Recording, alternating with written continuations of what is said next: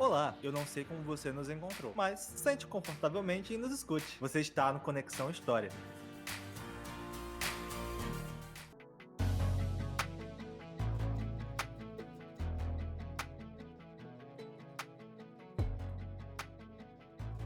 Olá a todos e a todas, sejam muito bem-vindos e bem-vindas ao nosso podcast, né, o Conexão História Podcast. Para aqueles que não me conhecem ainda, que eu acho muito difícil, né? Então, meu nome é Daniel, eu sou formado em História aí pela Universidade Federal do Triângulo Mineiro e atualmente estou aqui no mestrado em História Pública na Unespar, no Paraná. Comigo temos o meu colega, né, Igor? Olá, tudo bem, meus queridos? Eu sou o Igor, discente em História pela UFTM. Sejam bem-vindos a mais um podcast do Conexão História. Decidimos convidar nessa entrevista de hoje o professor Dr. Flávio Henrique Dias Saldanha, docente da UFTM. Seja bem-vindo, professor.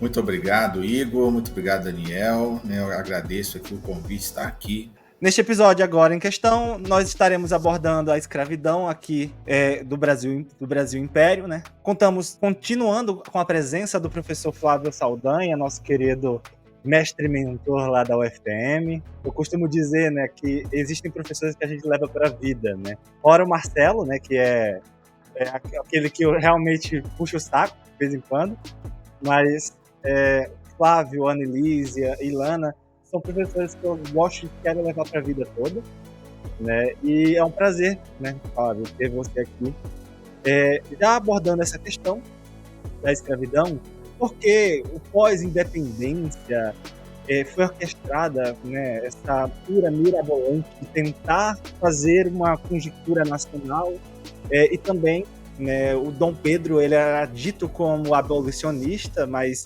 como você tinha falado no episódio anterior, né, era uma contradição, era uma ambiguidade que ninguém sabia direito o que é que era, e porque o Brasil continuou, após a sua independência, ainda com a escravidão? Bom, em primeiro lugar, Daniel, eu agradeço aí os elogios exagerados, mas que mostra, né, o compartilhamento que nós temos da paixão pela história, né?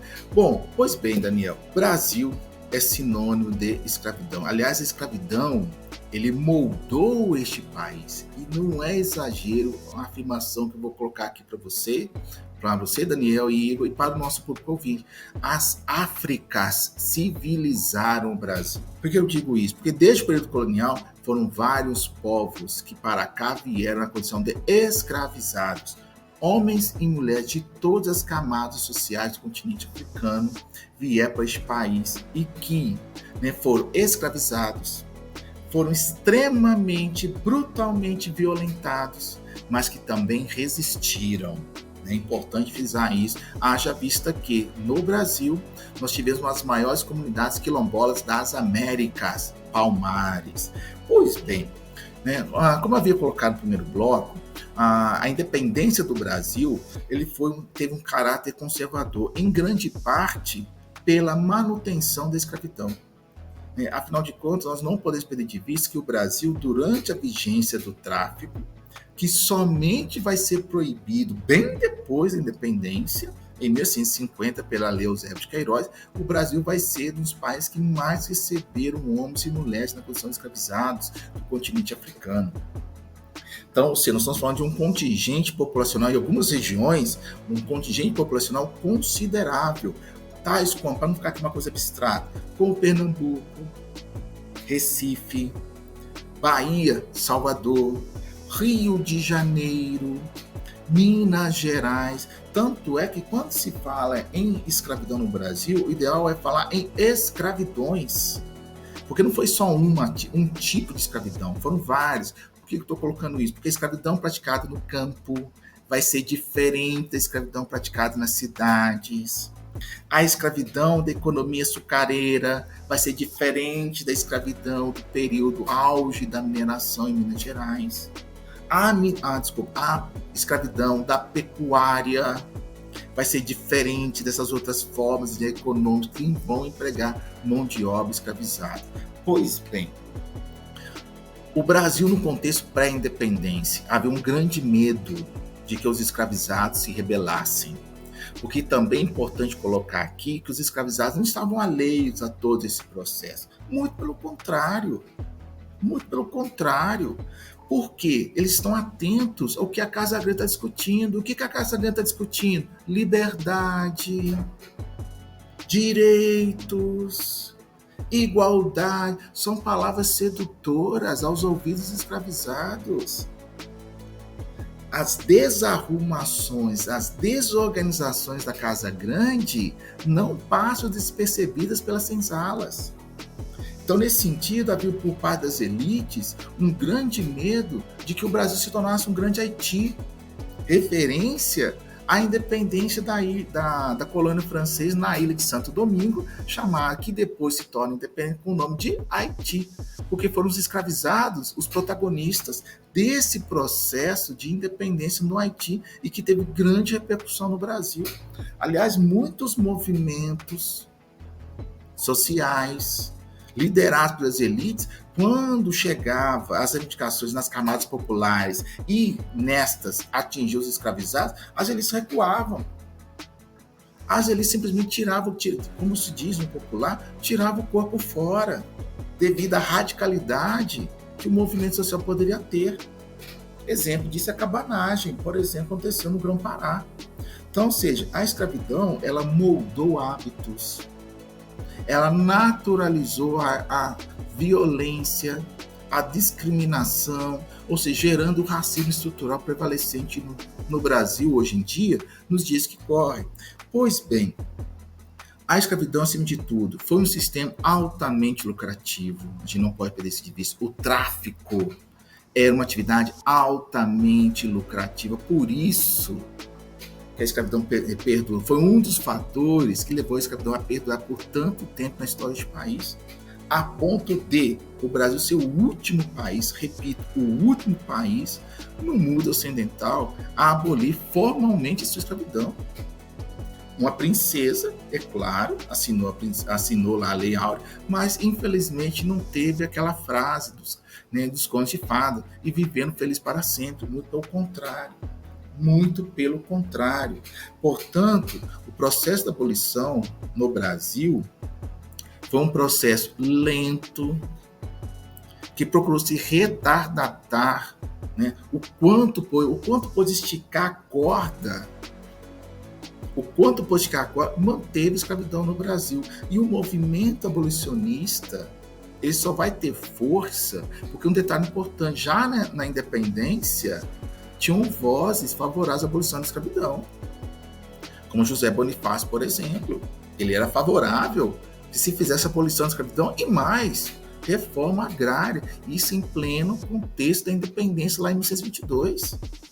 Então, ou seja, a abolição da escravidão, ela também vai ser possível, ou melhor, ela será possível em função de uma série de transformações que ocorrem aí na sociedade brasileira, principalmente a partir da segunda metade do século XIX. Portanto, a abolição, e aí eu coloco uma outra questão, a república, elas são o quê? Frutos de um mesmo processo histórico. Não é que a abolição levou à república. A abolição e a república são sintomas de uma mesma realidade social, econômica, política e cultural pela qual o Brasil passava. Nesse contexto, nós estamos aqui discutindo. Bom, o Brasil, durante o período ali do Império, ali mais próximo ao período de 1864, ele foi invadido pelo Paraguai, né? E aí a gente inicia a dita Guerra do Paraguai, que durou de 1864 a 1870. Gostaria de citar o Gustavo Horaciotto em seu livro A Maldita Guerra, que ele aborda o conflito, e nele ele diz que o Brasil usou de escravizados em suas linhas de frente. Entretanto, como que isso é possível, visto que a Constituição barrava o recrutamento de escravizados para o Exército ou para a Armada Imperial, né, no caso a Marinha? É porque a Constituição previa que a população escravizada ela não era nem considerada como uma pessoa, né? Infelizmente, ela era considerada como uma propriedade de alguém. E como que o governo fez todo esse jogo de cintura para conseguir colocar escravizados na linha de frente e preencher o exército, né? Até porque a Guerra do Paraguai se tornou um conflito que era amado no começo, né? Muita gente com aquela questão de invasão, em um período curto de um ano se tornou aquele conflito odiado e que todo mundo fugia do recrutamento. Como que isso acontece? Bom, Igor, vamos por partes. Primeiro, nós temos que tratar aqui uma questão legal. O que é o escravizado? Ele é uma peça. Ele é uma coisa, aliás, peça com muitas aspas, ele é uma coisa com muitas aspas, ele é um patrimônio, propriedade também com muitas aspas. Portanto, pela Constituição outorgada, como eu falei que anteriormente, em 1924, o escravizado ele é o quê? Ou melhor, ele não existe. Ele não é um cidadão, porque está privado de liberdade. Ao contrário, ele é propriedade de outra pessoa. Portanto, o Estado brasileiro tem que respeitar o direito de propriedade, que é um princípio liberal, que até explica, olha só, o liberalismo não tem como fundamento a liberdade de expressão, liberdade econômica, liberdade política. Mas como é que pode um sistema pós-independência que tem uma Constituição liberal permitir escravidão? Aí está o detalhe. O liberalismo não prega o direito à propriedade? Então, se o escravizado é propriedade, casou aí. Pois bem, né? Então, seja, legalmente falando, no que diz respeito ao recrutamento militar, o escravizado é um não recruta. Justamente pelo fato de ele ser propriedade. Justamente pelo fato de ser patrimônio. Mas eis que o Império do Brasil se envolve nas questões lá no Rio da Prata, questões de fronteira contra a República do Paraguai, litígio de fronteira com a Argentina. Aliás, o Brasil se envolve na Guerra Civil no Uruguai, que se torna independente justamente a partir de quem? Da Espanha? Não, é do Brasil. Então, veja, são questões que do processo da independência, que vai ter aí o Império do Brasil de um lado, a República da Argentina, a República do Uruguai, a República do Paraguai, nessas disputas de fronteira e entre outras questões políticas, vai ter a maior guerra já registrada na história da América do Sul. Né? A Guerra do Paraguai, ou a Guerra da Tríplice Aliança. Né? De um lado, o Paraguai, né? Contra o Império do Brasil, a República da Argentina e do Uruguai. Quando começa a guerra, o Paraguai invade o Brasil, aliás, invade 2 pontos, Mato Grosso e Rio Grande do Sul, tem todo um clamor público. A opinião pública se vê aí, né, inflamada diante de uma invasão, de um ultraje cometido pelo Paraguai. O Paraguai é aí visto como um país distante, isolado, selvagem, bárbaro. Pois bem, vamos mobilizar nossas forças, as forças do Império contra as forças paraguaias. Lembrando que o Brasil, a população é 1000 vezes maior do que a população paraguaia, mas o exército brasileiro, nessa fase inicial da guerra, era menor em número de efetivos em relação ao exército paraguaio. Mas, aí, então, nesse esforço de mobilização militar do Império do Brasil, né, se mobiliza o Exército, a Guarda Nacional, que é uma força civil, e cria-se um corpo chamado Corpo de Voluntários da Pátria, que vai atender a esse clamor patriótico em função da invasão do Paraguai, do território brasileiro pelo Exército Paraguaio. Pois bem, nessa fase inicial da guerra, acreditava-se que a guerra seria curta e, obviamente, vitória certa. Porém, o conflito se arrastou, principalmente quando as tropas paraguaias que invadiram Mato Grosso e o Rio Grande do Sul são expulsas e o conflito passou a ser lá no Paraguai, as coisas começaram a mudar de figura. O entusiasmo, o clamor patriota começou a diminuir e com ele também começou a diminuir o número de voluntários, de pessoas dispostas a ingressar nas Forças Armadas para combater os paraguaios. Lembrando que o serviço militar não era um serviço atraente, não era um serviço que traía glamour, pelo contrário, era extremamente odiado.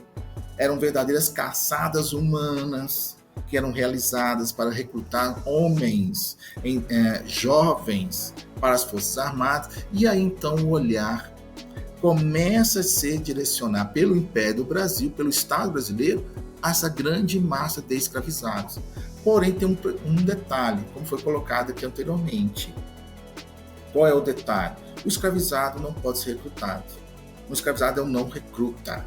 O Estado não pode simplesmente ir lá tomar a propriedade a seu bel prazer. E qual vai ser, então, a ginástica jurídica? que o Império do Brasil vai fazer para atender a demanda cada vez crescente de soldados para o Exército e para a Marinha. Então, o que o Estado vai promover, então? Primeiro, respeitando-se direito de propriedade na pessoa do escravizado. O Estado brasileiro vai indenizar os seus proprietários. Então, vai ter um mercado aí, né, de venda de escravizados por parte dos proprietários para o Império. O Império, o Estado, ao indenizar esse proprietário, o que vai fazer com esse escravizado? Vai alforriá-lo na condição dele ser recrutado para as Forças Armadas. Se sobrevivesse ao conflito, seriam então, aí, em definitivo, livres.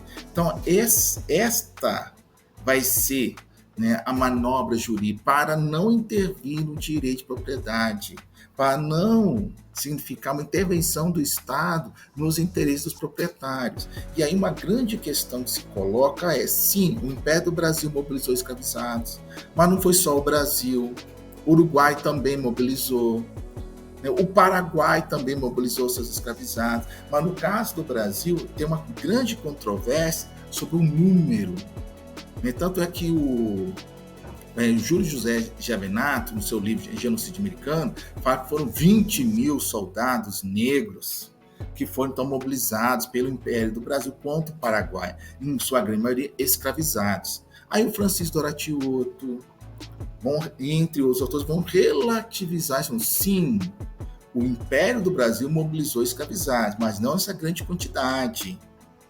Até mesmo porque, qual era a composição étnica da maioria da população do Brasil? Negra. E quando falo negra, eu estou aqui utilizando os mesmos critérios do IBGE hoje, para quem se autodeclara preto e autodeclara pardo. Então, se esse grande contingente do Exército formado por negros, em sua maioria eram negros, homens livres e também escravizados. Aliás, muitos escravizados, como eu falei, os escravizados não estavam a ler esse processo.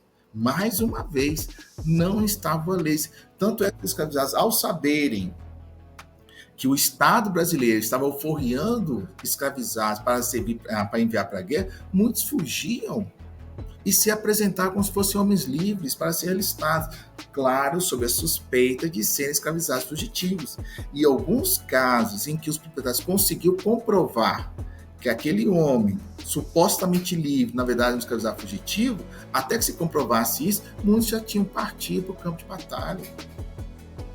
Então, ou seja, né, houve sim essa mobilização de escravizados, mas atentando aí a não intervir no direito de propriedade do escravizado, na pessoa do proprietário escravizado, melhor dizendo, e esse contingente não foi tão elevado assim. Houve sim mobilização de escravizados, mas não a ponto de ser um grande contingente, haja vista que havia também homens livres, negros, em sua maioria, que era o reflexo da sociedade da época, homens negros que foram então recrutados. Tanto é que o Paraguai, ou melhor dizendo, os jornais paraguaios faziam caricaturas retratando o exército brasileiro, em sua grande maioria formado por negros, como um exército de macacos, ou seja, usando o racismo como arma, né? Usando a caricatura da imprensa marrom como arma, que é um outro campo de batalha que foi travado aí durante a Guerra do Paraguai. Professor, deixa eu te perguntar uma coisa. Por que, em vez do governo fazer todo esse jogo de cintura, ele não simplesmente passou a abolição da escravatura, semelhante ao que os Estados Unidos fez durante a Guerra Civil Americana? Igor, boa pergunta. Isto porque, em termos populacionais, nos Estados Unidos havia escravidão, mas a escravidão está concentrada onde? No sul dos Estados Unidos. Aliás, até hoje, nos Estados Unidos, a população negra não é a grande maioria da população nos Estados Unidos, diferente aqui do Brasil. O peso demográfico da escravidão foi bem maior do que nos Estados Unidos da América.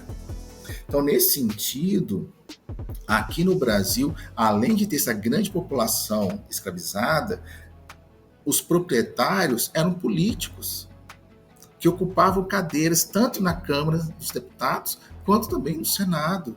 Portanto, nós estamos falando de uma classe dirigente, de uma classe política que tinham interesses intimamente ligados com a escravidão. Por isso até explica o porquê da escravidão ter permanecido tanto tempo no Brasil. Bom, comparando-se aí com os Estados Unidos, né, o Brasil, essa elite política, também estava atento ao que está acontecendo nos Estados Unidos. Por quê? Que quando começa a Guerra do Paraguai, aqui na América do Sul, os Estados Unidos estavam terminando sua guerra civil.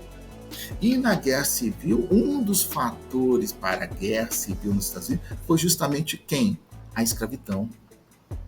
E lá nos Estados Unidos, o Lincoln, presidente à época, ele decretou a abolição da escravidão como uma estratégia para fazer com que os escravizados dos campos do Sul fugissem e se alistassem no exército da União para combater o exército confederado.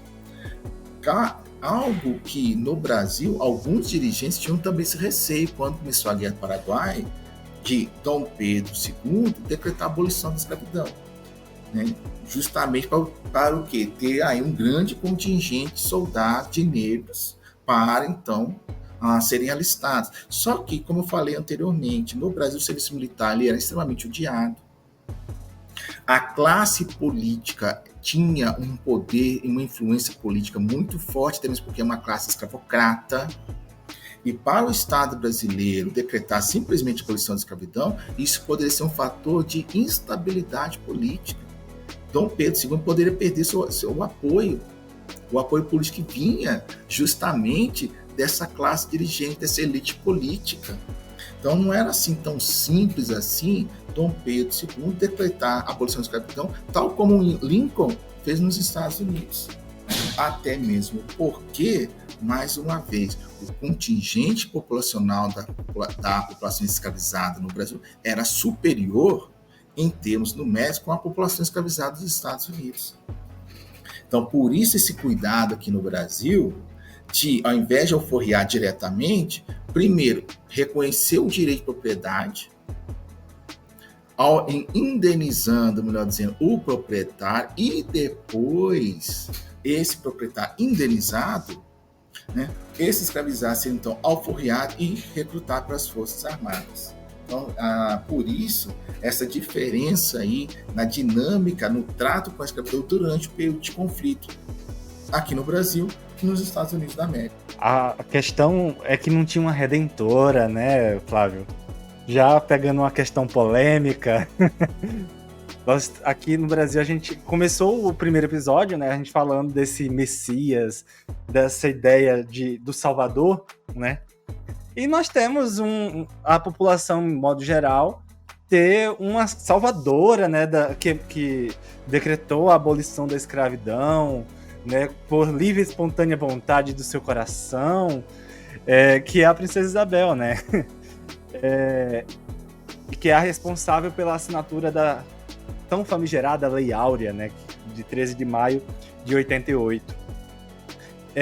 Até onde, né, ela realmente tinha essa participação política, né, porque também a gente tem que levar em consideração, apesar que ela era filha de Dom Pedro, sim, mas, porém, todavia e contudo, ela também era mulher, né, e na sociedade da época, a questão da feminilidade ainda não tinha tanta presença política forte assim, né. E até onde isso é verídico ou não, né? Pois bem, Daniel, essa é uma questão bastante provocadora, ainda mais agora hoje em dia, que tem toda uma revisão. Aliás, a revisão histórica ela é salutar, ela é importante, mas uma revisão com base na pesquisa, na documentação. Pois bem, a Princesa Isabel, sim, ela assinou a Lei Áurea. Mas é importante colocar aqui para você, Daniel, para você e também para o nosso público ouvinte, que ela não foi a única nesse processo. A abolição da escravidão não foi fruto de uma ação individual da Princesa Isabel. Não foi, ao contrário, foi fruto de uma ação coletiva, que sim, teve a participação da família imperial, não é só a Princesa Isabel, Dom Pedro II também vai abraçar aí a causa abolicionista. Mas aí cabe até mesmo relatividade, mas por que Dom Pedro abraça a causa abolicionista? Talvez seja porque as transformações que estavam sendo operadas na sociedade brasileira e também no mundo, Nós estamos falando de um período da modernidade, ou melhor, aquilo que passa a ser conhecido como modernidade, por meio de inventos como a eletricidade, o navio a vapor, a locomotiva, série de inventos começa a transformar o cotidiano das pessoas no Brasil e no mundo. Então, ou seja, Dom Pedro, talvez antenado com essas transformações, né, passou então a defender a causa abolicionista. Claro, contrariando os interesses da elite escravocrata brasileira, porque a gente não pode perder de vista. A escravidão foi, no Brasil, acabou sendo a última a ser abolida no mundo ocidental. Então, ou seja, né, além disso, como falei, é uma luta coletiva o movimento abolicionista. E o movimento abolicionista, qual que é o núcleo do movimento abolicionista? É a classe média que surge nas cidades. É uma classe média urbana, cujo meio de vida não depende diretamente da escravidão. Para que não fique uma coisa abstrata.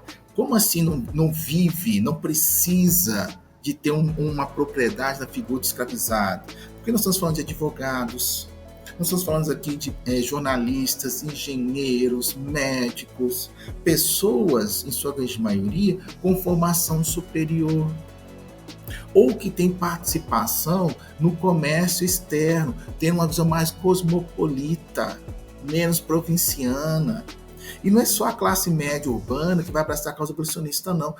A classe rural também, mas é importante relativizar. Mas qual é o segmento da classe rural que vai abraçar a causa abolicionista ou que vai não ter dependência direta da escravidão? Vão ser os fazendeiros do Oeste Paulista, que vão aí introduzir novos, meios modernos de produção e beneficiamento de café, e, inclusive, utilizando mão de obra livre e assalariada. Nós estamos falando também de um momento de transformação do capitalismo. Isso aqui é importante dizer, que a escravidão, ela andou também lado a lado com o capitalismo. A gente não pode perder de vista a escravidão. O tráfico foi um elemento altamente lucrativo, mas nesse conjunto de transformações, a escravidão passou a ser um empecilho, um obstáculo ao desenvolvimento do capitalismo, porque nós estamos falando de um período de revolução industrial. Nós estamos falando de um período aí em que as relações de trabalho são mediadas não pelo senhor escravizado, mas passam a ser mediadas pelo patrão e operário da fábrica. Então, estamos falando aí de normas dinâmicas sociais que vão aí, pouco a pouco, minando, por assim dizer, o edifício da escravidão. E, além disso, outro dado importante também, mais uma vez, os escravizados não estavam alheios a todo esse processo. Eles não eram sujeitos passivos da história. Muito pelo contrário, eles também fugiam. E aqui eu quero aproveitar aqui, falar da resistência dos escravizados. Fugas houveram e foram muitas, inúmeras.